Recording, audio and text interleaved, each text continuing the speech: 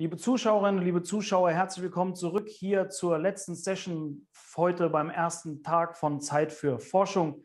And let me switch to English now because our next guest joins us from Montecito in California, where it's 10 a.m. in the morning, and I assume he has already walked his dog and joins us from his beautiful house built by Frank Lloyd Wright. He's one of the great writers of fiction of our time, the rock and roll star of American letters, and it is, of course, T.C. Boyle. His fan base in Germany is so huge, I barely found employees to do the work today. All my family is watching, and his book, his latest book, which we're going to talk about in a minute, was published in Germany first before it was even published in the United States. And as all T.C. Boyle fans know, his fiction is full of characters obsessed with science. Remember, for example, John Harvey Kellogg, the nutritionist in The Road to Belleville, or sex researcher Alfred Charles Kinsey in The Inner Circle, or even psychologist and drugs fiend Timothy Leary in Outside Looking In. Wherever you look in T.C. Boyle's work, scientists are all over the place. And he explores intensively the human-nature relationship. What are human beings all about? What is our place in nature and relationship with nature are key questions that inform his work. And let me tell you this, I'm not going to give you a literary examination here, but whenever humans try to dominate nature in the world of T.C. Boyle, usually they fail and nature wins. And although I consider him to be an extremely funny author, there's a dark side to T.C. Boyle. In 2001, he published a novel, A Friend of the Earth, where he portrayed life after the climate catastrophe. And in 2001, he published a story called After the Plague, where he portrayed, guess what, a pandemic which erased 99% of the population. His recent book is also about science and scientists and nature in form of Chimpanzee Sam. It's called Talk to Me and Talk to Him, the master himself, T.C. Boyle, will now my colleague Christoph Arment, who's managing editor of ZEITmagazin and the voice together with Jochen Wegner of the Infinite podcast Alles Gesagt. Please enjoy T.C. Boyle and Christoph Arment. Thank you, Mark, so much for your kind introduction. Also welcome from Berlin, TC. How's your morning been? Well, hello, Christoph, and thank you, Mark, for that great introduction. It was wonderful. Yes, I have walked the dog, and I have been to the grocery store to provide meat and wine for my sleeping Frau. These are the essential ingredients in her life. And now I'm sitting here happily chatting with you, although I would prefer to be there with you. Yeah, same here. I mean, we have to deal with this pandemic. We might be talking about a little bit later also. I mean, you're sitting in your house, Mark has mentioned it, which was built by Frank Lloyd Wright, and it's also been an inspiration for one of your books, of course. What do we actually see in the background? Let's see. This is the corner of my office. If I were to turn the screen this way, you would see the mountains. Over my shoulder here is the atrium room. And on that is where Frau B keeps her materials. And beyond that, 2 blocks is the Pacific Ocean. So now everyone is jealous here in Germany of your life situation there. I mean, you've just mentioned it twice, that you call your wife Frau. So that you're using the German term. Why is that?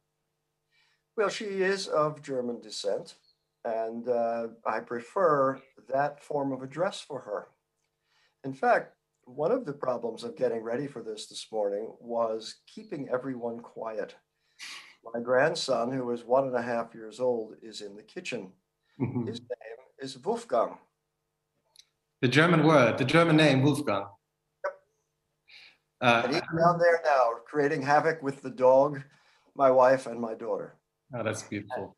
Yes. So, I mean, you're far away from the havoc, so that's great. I mean, Mark has mentioned it.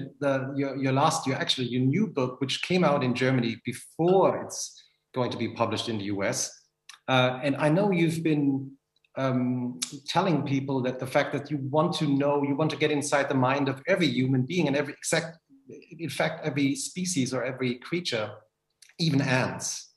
For this book, you jumped into the mind of a chimpanzee.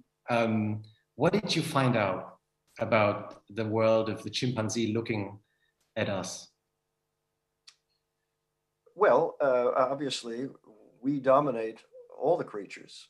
The chimpanzee, we had experiments in the 1970s, which fascinated me, about trying to teach a chimp our language. After all, the chimp is as bright as a 3.5-year-old child.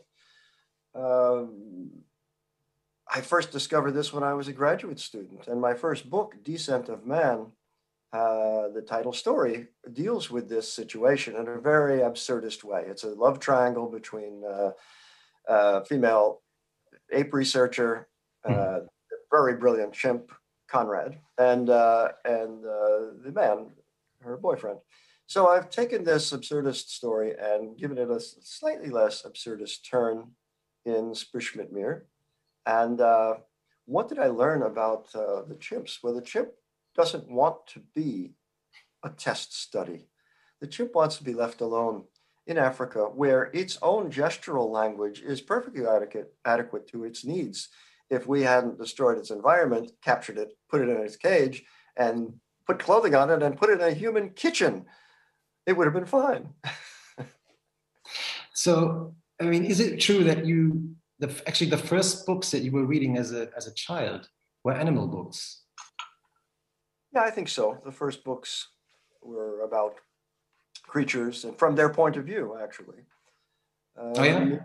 It's a little trickier to write about an animal from their point of view when you're writing adult books. And I took it as a great challenge to do this. And in fact, the very beginning of the book came to me in terms of the ape's point of view. I did finally, on the final draft, switch the first 2 chapters because it began with the second chapter, which is from Sam's point of view, but it might be a little disorienting for the reader. So now we've switched the chapters. So we begin with Amy, who is the chimp researcher, who will be his mother, confidant, and lover as we go on. And we see Sam in the second chapter. And those chapters were the most fun for me to do from the point of view of the ape. I mean, you've been talking about the fact that you start writing about either a human being or a subject to find out your own feelings about it. Yes. This is a strange thing, this creative writing, poetry, fiction, drama.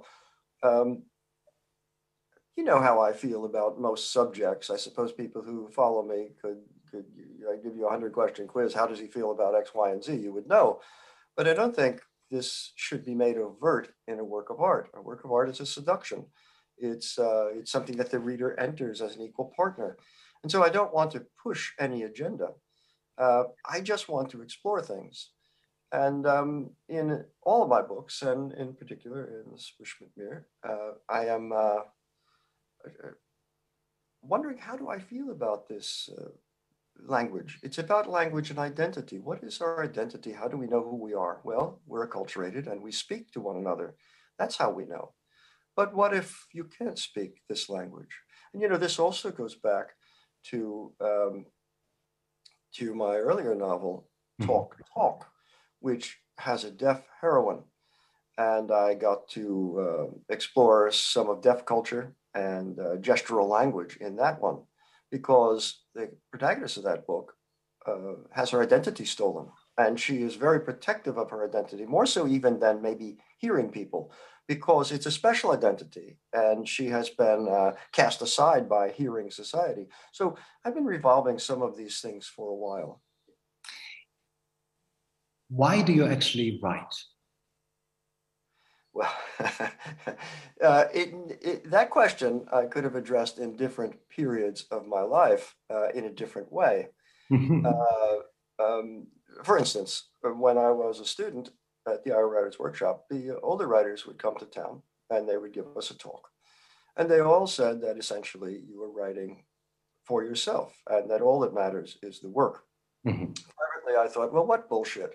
I'm writing in order to conquer my enemies and find beautiful women to fall in love with me.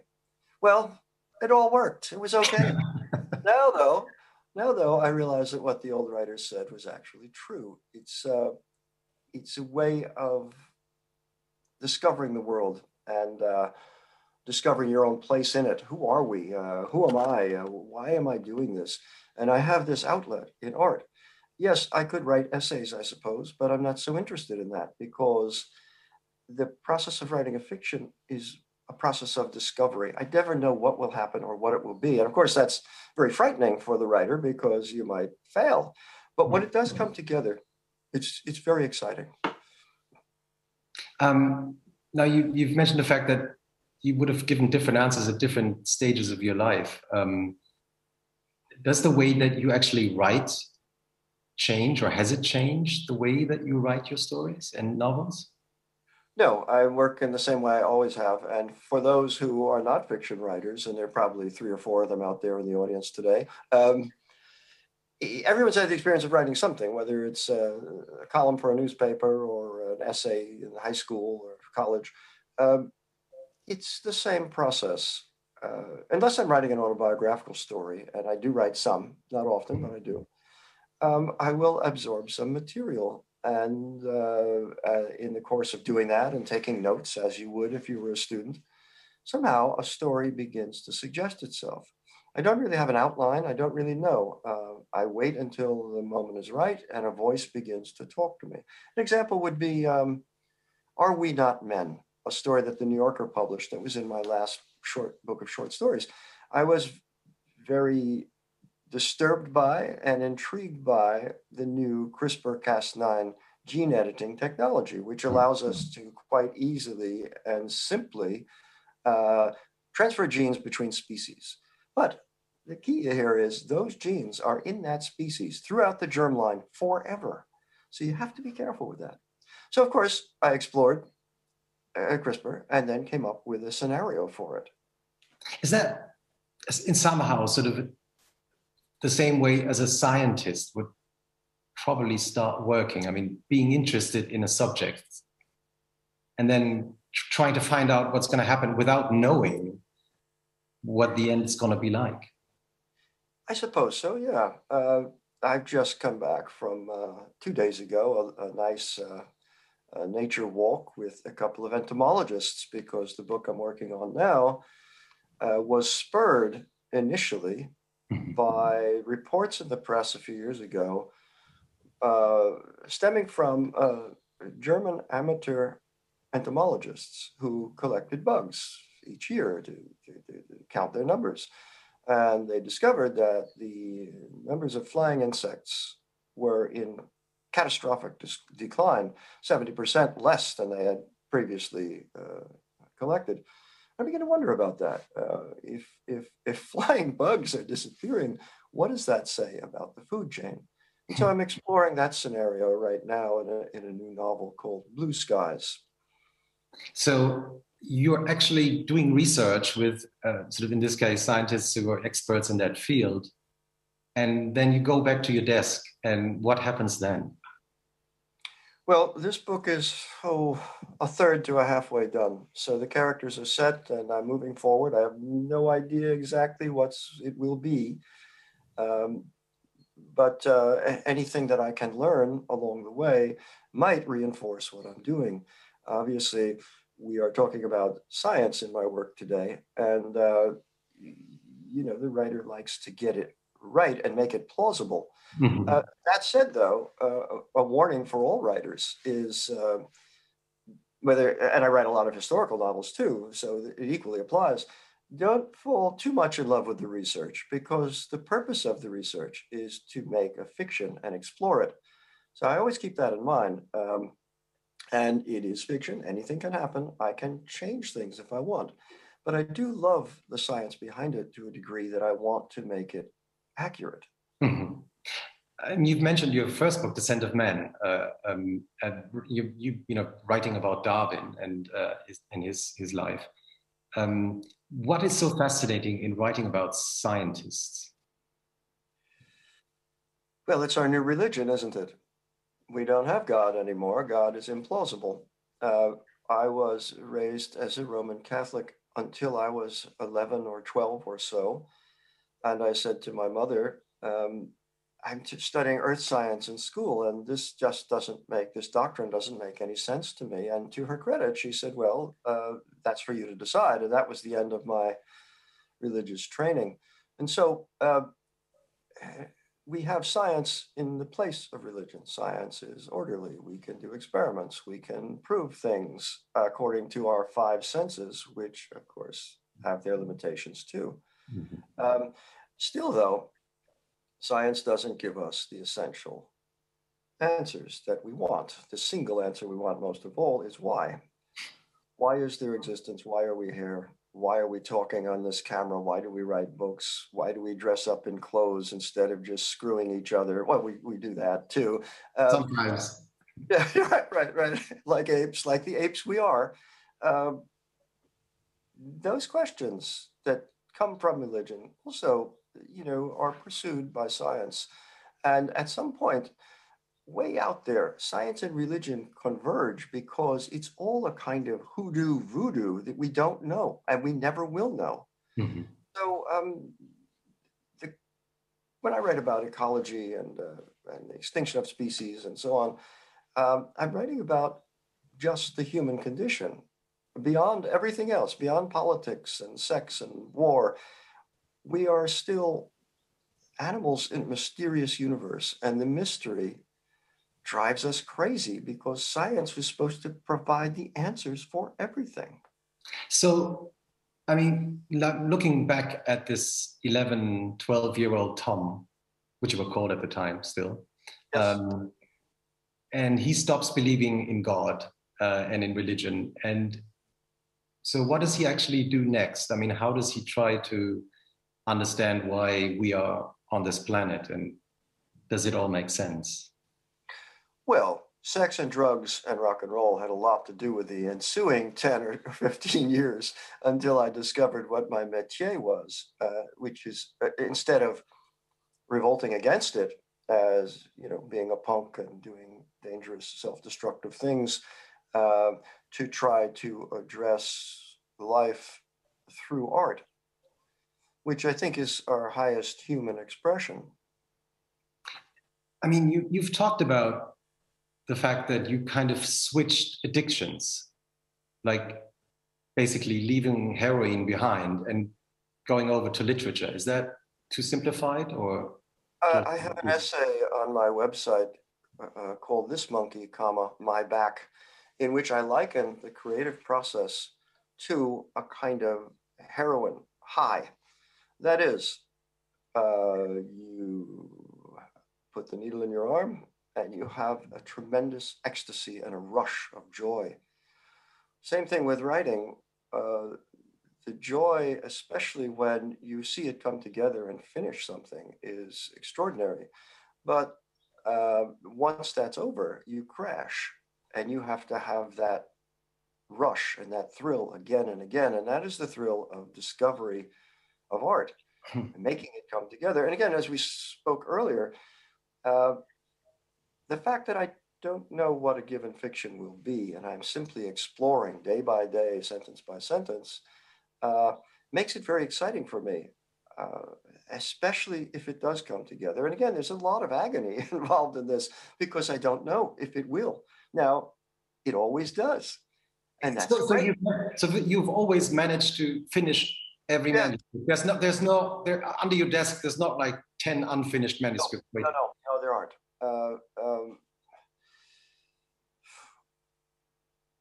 The hardest book for me to write was San Miguel. For those who don't know, San Miguel is an historical novel, and it's set on San Miguel Island of the California Channel Islands. If we could see better with this camera, they're out there 28 miles off the coast is Santa Cruz Island. Can you see? Yeah, I'm trying to get a little closer. Yeah. I think I get an idea. You're in the way, Christoph. I needed to go out there and see what it was all about on the channel. I don't know. I had read that the Park Service was eliminating invasive species on this small plot of land. What does that mean? And who are we to be stewards of this? We're the ones who brought the rats in to begin with. For instance, the rats, which eat the eggs of the ground nesting birds, etc. And it was this strange concatenation of events that really threatened the life of the native creatures. For instance, the totem animal, as I'm sure many of you are aware, is the Channel Islands fox. It's an adorable little animal, not much bigger than a cat. It's a dwarf species because in island biogeography, often limited resources create smaller creatures. And it was on the verge of extinction in this strange way that no one could figure. How long do we have, Mark? Christoph, do we have like? Yeah, we have so many, much more time. Yeah.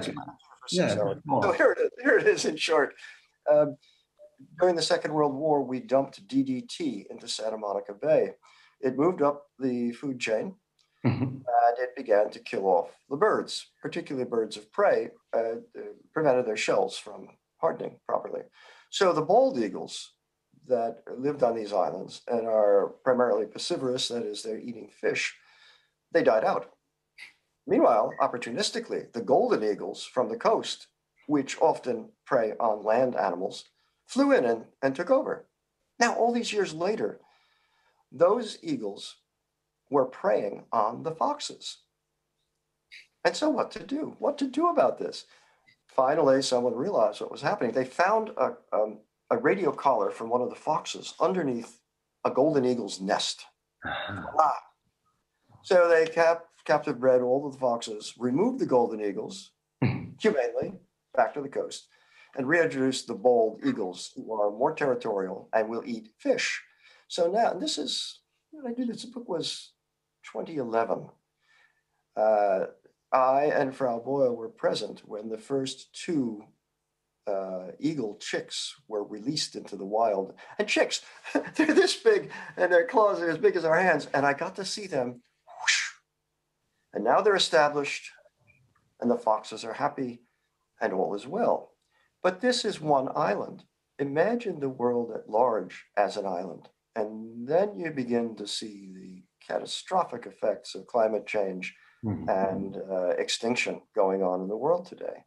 I mean, you've written about climate change or climate catastrophe and about the fact that you're basically saying we're all doomed. I mean, we as human beings are doomed, and as a species, we're doomed as well. Is that still your point of view today? Not many people projecting into the future see a utopian vision. You know, we speak of dystopian literature or films. It looks fairly grim for us at this point. But to point us in the right direction, at least we're aware of it, and we're trying to do something about it. And I have to hope for the best. Personally, my plan with dealing with all this is I'm simply going to die. And this will help reduce the excess population and the carbon that I produce every day just by being alive, you know.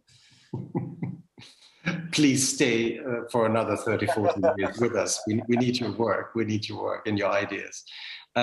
Is there sort of any politician or any sort of activist who gives you hope? I mean, Greta Thunberg and her movement, is there sort of, do you see some positive future from the next younger generations? Yes, of course. You mentioned Greta Thunberg. Yes, of course. It's extremely encouraging. The defeat of the American Fascist Party led by Donald Trump was a big step in the right direction. But who knows? The damage that he did in 4 years is inconceivable. I mean, put us back probably 20 or 25 years in terms of trying to address just climate change alone, let alone all of these other things. Yes, there is some reason for optimism. Things are better than they were 6 months ago, but we keep overpopulating. We are still going through our first major pandemic since 1920. I would like to be more optimistic, and I still have many books to write, I hope. And I would like to write a book in which everything is just fine and everybody is perfectly happy. That sounds like a boring book. I mean, it's like it would be finished after the first page, no? That's like George Bernard Shaw and his visions of heaven and hell. Hell was a lot more fun than heaven, that's for sure. No, you've mentioned the pandemic. I mean, you've written about another pandemic many years ago that basically erased the human species in your book. Did you always expect a pandemic really to hit the world like that? Yes. In the 1990s, I read a lot of the current books, like Laurie Garrett's The Coming Plague, for instance, about what to expect. So in A Friend of the Earth, in the year 2000, in which I project to 2026, yes, there is a pandemic called the mucosa, and people are wearing masks and so on. It's inevitable because of how promiscuous we are in terms of our travel and our interrelations, so that diseases that would have been confined 100 years ago, are spread across the globe in a matter of hours. By the way, as I speak to you today, I am sick. So, yes, we were lucky. We had our COVID shots and we were fine, and we've begun to go out into society again. My wife was babysitting for little Wolfgang and his friend had a cold. So now we all have a cold. And it's the first time, of course, that anybody's been sick in a year and a half, because we were wearing masks and we didn't go anywhere or see anyone. But this is very good in terms of reducing the excess population as well. The function of grandchildren, of course, is to bring home disease, to kill off the grandparents and reduce the excess population. So it's working. It's all working, and that's the good news. But you seem to be doing quite fine. I mean, so having actually the numbers also in Germany, they just published the numbers that cold. Obviously, people didn't get any cold for the last 1.5 years, right? Yeah. On the other hand, I mean, how did you sort of personally cope with the pandemic? I mean, you've been writing and talking about the fact that all you want to do is create a piece of art and focus on it and have the time to really focus on what you do. I mean, in a strange way, I guess the pandemic kind of gave you some extra time. Yes. Well, no, not really. Normally I'd be talking to you in Germany, and I would have flown over there, and that takes a lot of time, and it's very exhausting, but it's also much more rewarding that way. My schedule was pretty much the way it has always been. I work 7 days a week. I work here at this desk. Unlike in some places, our restrictions in the height of the pandemic did not involve walking down the street. You could still walk down the street. You could go to the beach. I could hike in these mountains here. All that is great. The limitation, though, was I am a social animal. I love my village. I am part of village life. I missed seeing everyone. And in the last month and a half, 2 months, we've been able to relax some of the laws, and we've been out to eat dinner, where they give you actual food on an actual plate and a bartender mixes you a drink, and it feels pretty good. Yeah. Crazy. And, we're also lucky here in California because it's not Minnesota. So that outdoor dining, it's like Saint-Germain-des-Prés now. I mean, the streets are full of these little parklet things where everybody is sitting out in the cafes outdoors. You couldn't do this in Germany. You couldn't do it in Minnesota. And you couldn't do it if you're living in the 70th floor of an apartment building. It was very grim for a lot of people. And I was a fortunate one to be able to live here and be able to go outside when I like.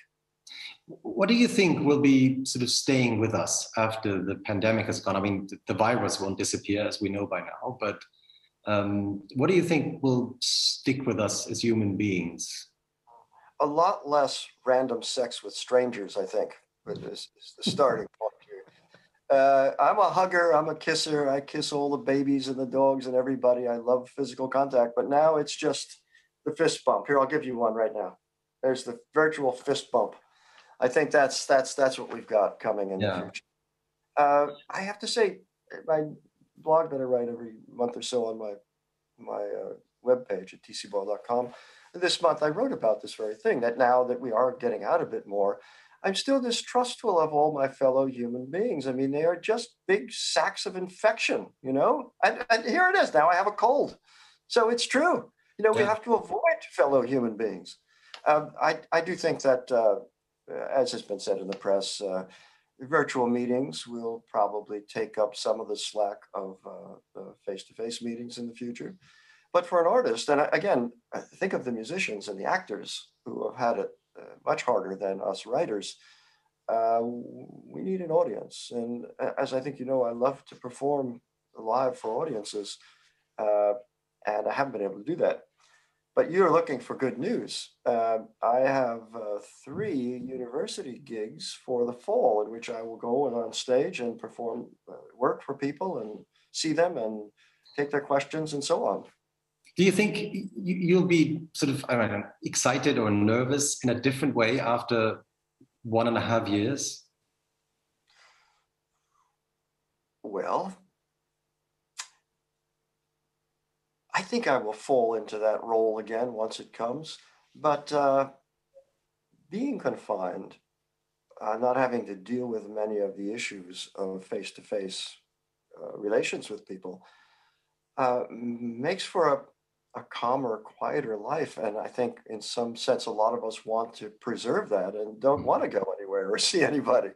So that is probably going to be the biggest change. I mean, although I will say though, Christoph, as soon as the bars and restaurants opened here, which is now 6 weeks ago or so, they're packed. They are completely packed. Everybody's back and they're doing their thing again. But maybe you're right. I mean, in some strange way, of course, we'll all be happy once things get better, and I think we're on the verge of this even in Europe now. But I think in a strange way, a friend of mine told me that she's already sort of missing the feeling of this quieter life in a way, in a strange way, right? The best part of this horror of the pandemic was, let's say, the first month or so, when no one went anywhere. And I could walk out here at night and there were no automobiles and no human sounds. And the sounds of nature were loud and clear. And it gave me a very peaceful feeling. And it was great. It was like going back in time. And yet, of course, that gradually eroded as the months went by. People have to go to work and they have to go out. But at first we didn't know. And people were freaked out and nobody went anywhere. And it was kind of enchanting in a way, you know? Now, I think there will be a few people in the audience who sort of are trying to become professional artists and writers and are always, looking for ideas sort of from successful artists who've made it. And I guess if one looks at your career and the amazing time and books and work you've published, I guess your name is part of your success. Would you agree? Well, I think that comes after the success, but of course they do have to put somebody's name on the cover. I'm much happier to be T.C. Boyle than anonymous. I'll say that.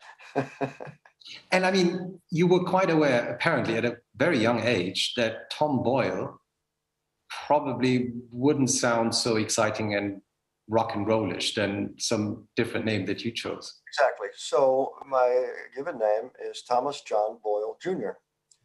Pretty boring. So when I was 17 or so, I adopted Karageson as my middle name, T. Karageson Boyle, which it seemed to me had a little more flair and authority.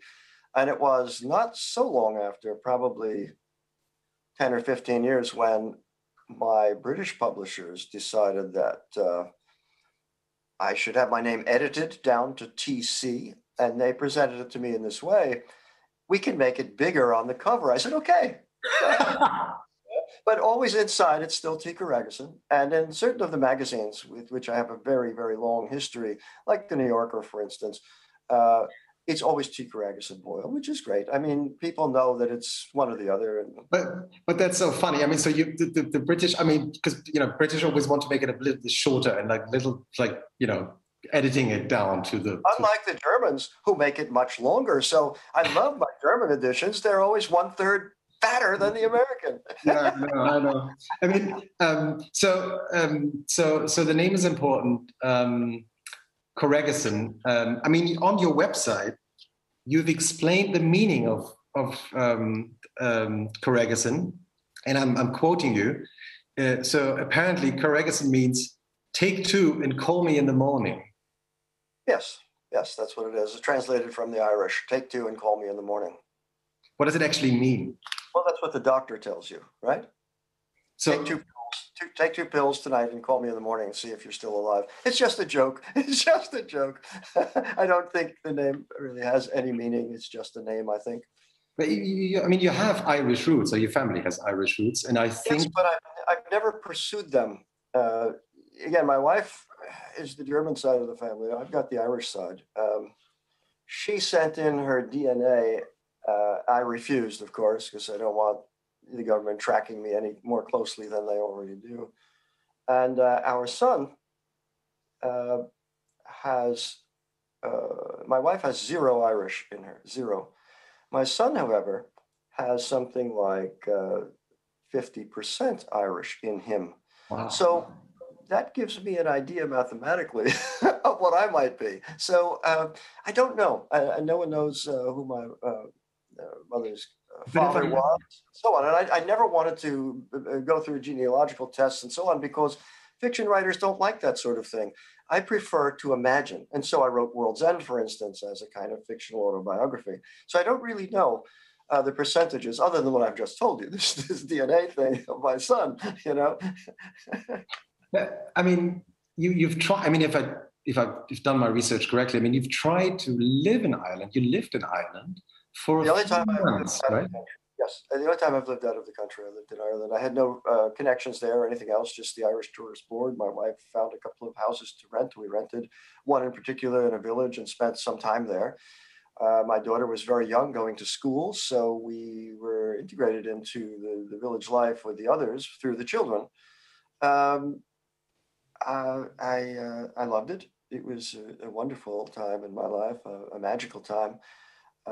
It's where I wrote the Miracle at Ballinspittle and other stories at that time. But I realized I could never be an expatriate because you see the cap I'm wearing? The Irish don't care about how the Dodgers are doing. So it's the LA Dodgers, of course, the famous, yes. Yeah. So you, I mean, you only stayed for a few months, right? And then you had to go back. 3.5 months or so. It was during a break in my professorship, you know, at that time. Yeah. I have been back, of course, several times to visit, but no more than for a couple of weeks at a time. It was curious because since we have English in common, it was fairly easy to relate to the local populace, whereas in countries where we don't have English in common, it's a little more difficult for me. You were asked at some point about the one novelist you would like to have dinner with. And it was an interesting answer because you said before that sort of Gabriel Marquez is one of your favorite writers, and you mentioned a few others, but the answer for having a dinner with was Ernest Hemingway. Why Hemingway? You have to realize, Christoph, that I have asked these sort of questions many, many times, and whatever pops into my head is the answer of the day. Well, with Hemingway, of course, who I greatly admire, his work I greatly admire. Ken Burns has just done a documentary on him on PBS, which is quite fascinating, although it didn't tell me anything I didn't already know. In any case, Hemingway had this sort of ideal writer's life in a time when writing was very much more important than it is now. And, you know, to encapsulate it, it was brawls, bullets, babes, and that's it. Brawls, bullets, and babes, and an occasional story and novel. Who wouldn't want a life like that? I mean, is it actually true that you have a gun on your desk just around? Yes. Yeah. Why is that? Because you seem to be a peaceful man here. Well, it's our retirement plan, for one thing. And also it is a reminder that I don't want to be blocked I don't want writer's block. So what does it actually mean? So it really sometimes. So sometimes it helps just to have a look at it and think like, oh, no, I don't have a block. I'll just keep on writing. Exactly. Yes. I mean, you've mentioned that you've been teaching creative writing for a long time. And I think you were one of the founders of the creative writing class at the University of California nearly 40 years ago. Yes. What makes you become, what has made you become such a passionate teacher? Well, we have to go into the past now, because 5 years ago, I retired from teaching because where I live here is a grueling 2-hour drive one way to LA to teach at USC. It was only my hobby anyway. I just did it for 37 years. Meanwhile, I still have my day job, which is wonderful.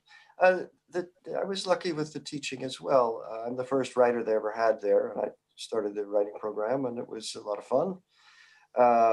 My students were always quite brilliant, because when you're selecting for the arts, you're going to get some very great people, and it was a joy to do. But that fighting the traffic down there after a while got to me. So, okay, so more on this. What did you actually? I mean, was there sort of a core message that you had for your students? Mm-hmm. I've been asked about this by Europeans since I was born, probably. How can you teach creative writing and so on? Well, you can't. If someone has a great gift for it, you can be their coach and encourage them and turn them on to various things. But the joy of it is each person will do it in his or her own way. So, for instance, all the books on how to write are completely useless. It doesn't matter. How Garcia Marquez might write, or Faulkner, or so on, it might be interesting historically, but as far as how to, it doesn't work that way. Nobody can tell you what to do. You have to find it on your own, and you find it in the way that you find all arts. Music, for instance, you find great models, role models, and you absorb what they're doing to the degree that you're able to then project your own work on top of it. All work is coming from somebody else's work. Who were your role models when you were just about to become a writer yourself? When I was emerging as a writer, it was at a time when there was a lot of what is called metafiction now. Just writers who had a larger and wild view of very comedic and blackly comedic writing, and odd sort of writing, like Calvino, for instance, or John Barth, or Robert Coover, and Bartholomew, Günter Grass, stuff that is not conventional and not realistic, non-realistic fiction.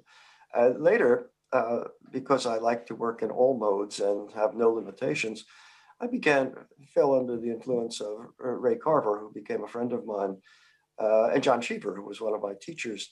And I began to see that I could work in a realist mode as well, and spin them all, just keep spinning them all. And I still do it today, especially if you look at the short stories.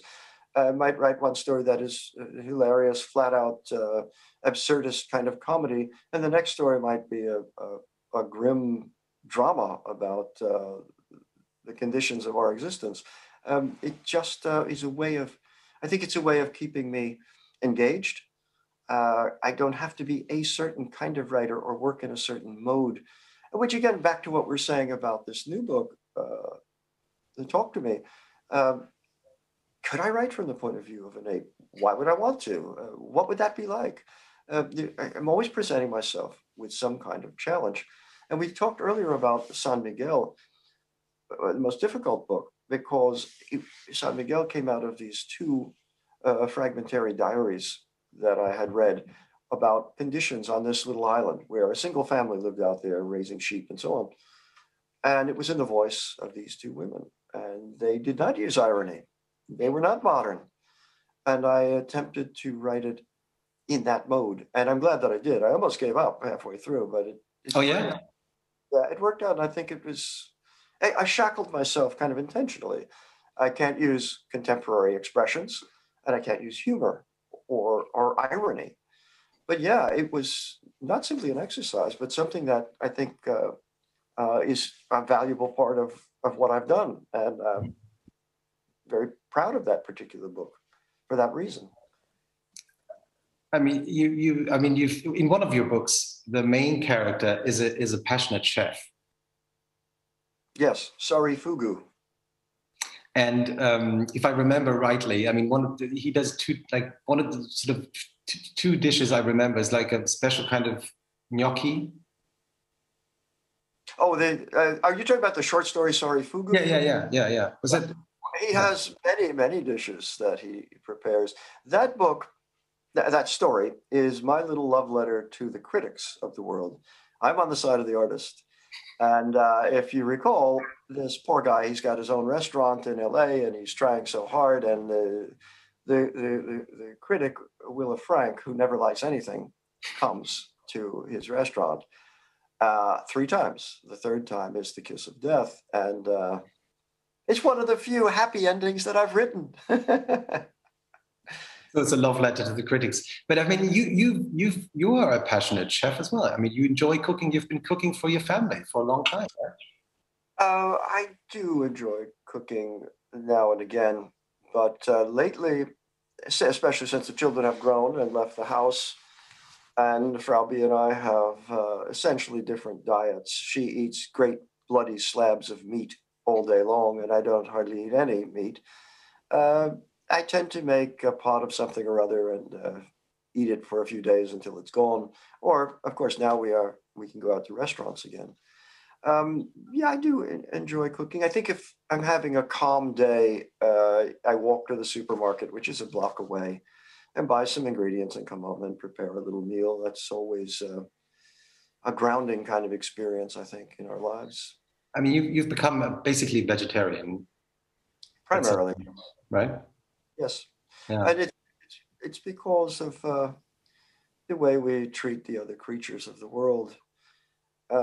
Again, a pig, for instance, which is as smart as the chimp, smart as a dog, smart as a 3.5-year-old child. In the old days of a farm, the pig would live a piggy life. He'd go outside, he'd have a girlfriend, he'd have sex, he'd have a wonderful time, and then one day, boom, he's dead. But now these factory farms in which the animals are little pens where they can't even move around, and there's no appreciation of the fact that they have a being and sentience, is to me a kind of horror out of some sci-fi dystopian nightmare. So I don't want to eat those creatures. So no more contribute to suffering. But do you still do cordon bleu for your wife? Because that's what I was reading about, that your cordon bleu is apparently quite famous. I haven't cooked it in many years, but definitely not with veal calves, that's for sure. And, you know, in spring, often we go up to the mountains where we have a place. We haven't been there for a while because of the pandemic. Up in the Sierras, high up, 7,200 feet up in the Sequoia National Forest. And in spring, as we drive past all the pastures, there are the New Year's lambs frolicking with their mothers. And I say to her, "You eat them." And she says, "Yes, and I'm proud of it. I'm top of the food chain." Now, this is an attitude that has contributed to global warming. You know, we need to, I'm not preaching, you know, everyone to his own, but I do try to explore this in my work. Is this sort of your way of trying to cope with all these dilemmas and problems, that you basically laugh at them? You make fun of them in a way? Not necessarily. It's just a personal choice. I don't want to participate in that kind of slaughter anymore. Of course, I did as a kid. I mean, I didn't know any better. In this property where I am, it's probably 1.25 acres or so. It's wooded, and it's been here for a while. I dug a pond for the creatures to frolic in, and they do. They frolic in it. I planted a lot of native plants to help bring back some of the native animals. Mm-hmm. I would never use any pesticides or anything like that. So it's a little safe haven for creatures.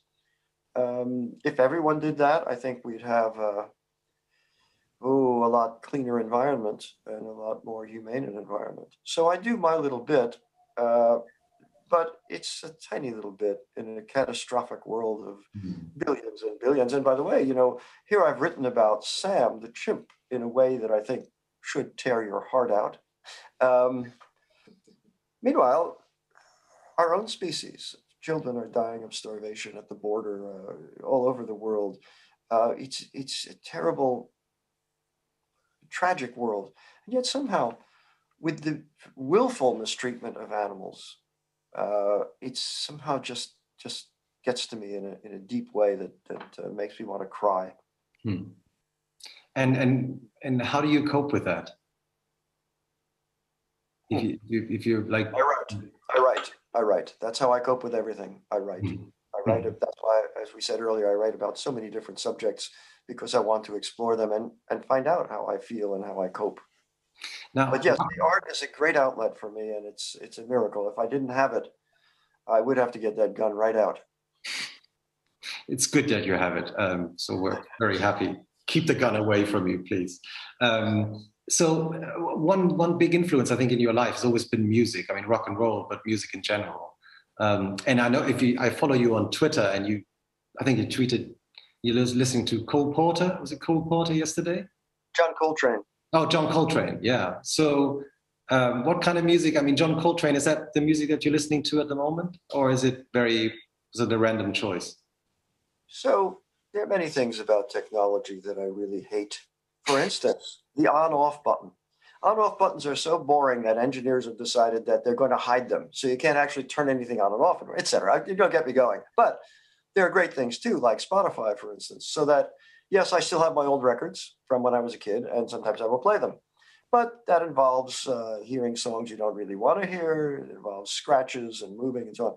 So I've built some big music files on Spotify, one of R&B, one of classical, and one of jazz. So I was listening to the jazz file last night of musicians that I really appreciate and tunes that I really appreciate. And Coltrane is the first artist I ever understood was an artist.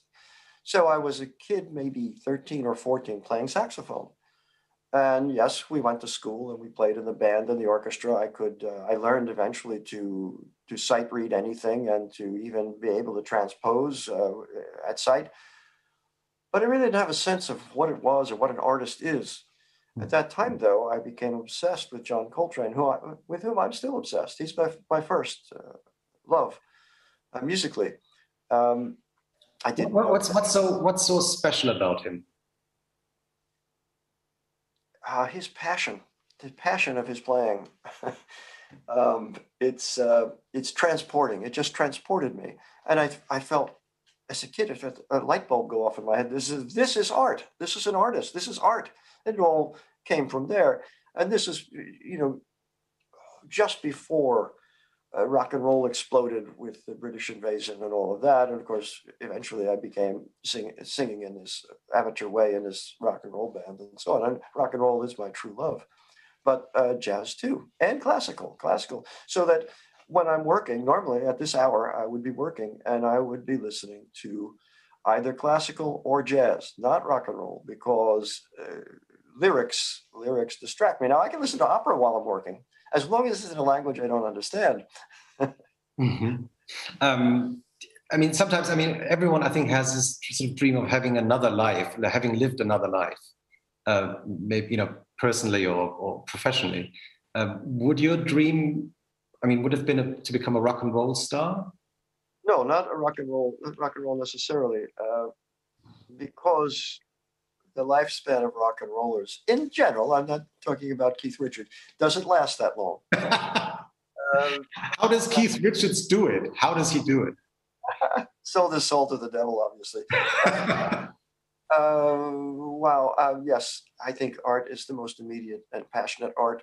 And I went to music school to be a musician, but I flunked my audition and I had to move on to other things. And I discovered my true métier, which is all great.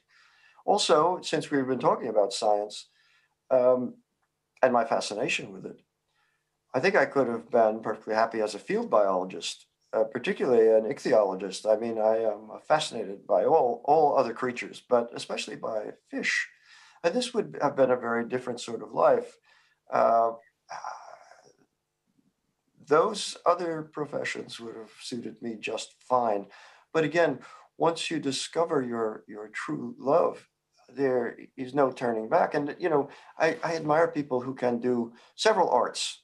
I can't. I think that I need full focus on the one art to make it as great as I can. What is so fascinating about fish? I mean, you talked about fish becoming a fish science in the 80s. I found an article from 1986 in the New York Times where you talk about it. I don't know exactly why people glom onto one thing or another. Again, I've just been talking with a bunch of entomologists. Well, why bugs? You know, I don't know exactly. Everything aquatic has always fascinated me since my earliest days. As a kid, I used to have aquariums. And I love them, but of course, if you have aquariums as an adult, you can never leave home.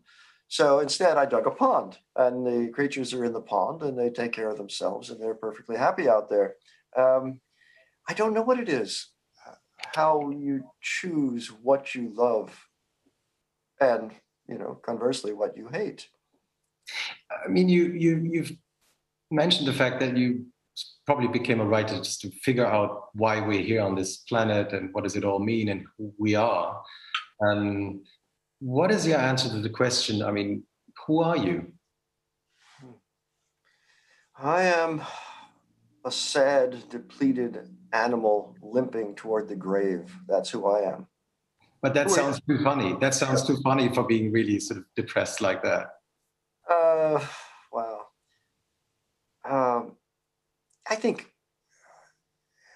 our daily lives are a struggle against the fact that everything we do is utterly meaningless and that we are condemned to die and there are no happy endings. Art can help assuage that. Any kind of activity, any business, studying fish, sewing dresses, I don't know, whatever we do is a way to postpone all that. Never forget the last book, Das Licht, is about changing human consciousness, and in this case, through the use of psychedelic drugs. Our consciousness is a tremendous burden on us, which is why we're all alcoholics and drug addicts and so on. We need to get away from this constant presence of death and meaninglessness in our lives. Wordsworth, for instance, rhapsodized about childhood. Childhood before you understand the way the world really is, and you're just a creature alive. And this is why I spend so much time alone in nature, because it brings me back to that. When I'm up in the Sierras, off walking by myself in the woods, or sitting by a stream reading a book, I'm not really worried about the pine beetles, which have destroyed most of the pines on my mountain and the fires that are coming and everything else. I am just simply marveling at being a creature alive in this amazing Eden of a place. That's the best we can do. I mean, you're mentioning sort of alcohol and drugs. I mean, you've talked about it before, so I guess it's kind of an obvious question to ask. I mean, both of your parents were alcoholics. I mean, how did you cope with that as a child? My father in particular, my mother held the family together. She was secretary to the superintendent of the schools. My father was a janitor and a bus driver. My mother, along with him, eventually became an alcoholic, and both of them died young, 54 and 57. And this sounds like Charles Dickens or something, but it's not. We had a house in a suburban neighborhood. They gave me love. We had excellent public schools. They made me feel that I was the equal of anybody and could do anything. And we lived in a democracy in which we kids in the neighborhood didn't have a kind of ethnic prejudices that are ingrained in so many other people. It was a good and boyhood, and I was given much love. And furthermore, I am the eldest of two. And when I was 3, my mother had my sister Kathy, and little Wolfgang, my grandson, is in this situation now. His mother is pregnant too. And I think it's a great thing for him, because when my sister came into the world, I had somebody to torture full time. I hope she fought back. I guess she did, right? Of course, that's the fun of it. Now, we've been talking about your wife, your Frau, during the last hour, and I know that you've been married for how many decades? I mean, you fell in love with her. 75 years. Yes, that's a joke. But what's the real name? What's the real number? I'm not exactly sure. It's coming up, I think, like 45 or 47 or something. We met in college, and we lived together for a few years before we got married. And it was a very romantic way in which we got married. For about a year, every day she said, "Let's get married." And I said, "Okay." So, I'm asking for a friend, of course, right? But what's the secret of a long time relationship, of a happy marriage like that? It's the same thing that I said to my wife the other day. She woke up out of the blue and said, "Geez, how did we get so old?" And I said, "Luck." It was just lucky. TC, it was an amazing hour we spent together. Thank you so much for giving us an insight about how you look at the world, about how your life went, and your thoughts about the world. How's the rest of the day going to look like for you? Are you going back to the havoc of the family, or are you going to hide? I will be going back to work shortly, and I love this conversation. I wish we could do it every day. And next time we do it, I hope we're sitting face to face on a stage with lots of happy people in the audience, and we will go out and drink beer afterwards. That's a promise. That's a deal. I'm very much looking forward for you coming over to Germany. Thank you so much for taking your time. Please say hello to your Frau. I hope we're going to meet her in Germany. And I have to say, your look today is kind of, it's more sort of hip hop 80s than sort of the old rock and roll star, right? Well, I haven't had to change my clothes in a year and a half because of the lockdown. This old house is very cold. It may seem absurd to you Germans at this point, but the house is rather cool. And so I need to put on a jacket every morning when I get up this time of year. And so, yeah, here I am. Thank you so much again, TC, and have a great day in California. And I hope to see you soon live in person. Thanks again, and have a good day. Bye-bye. Hey, cheers. Tschüss.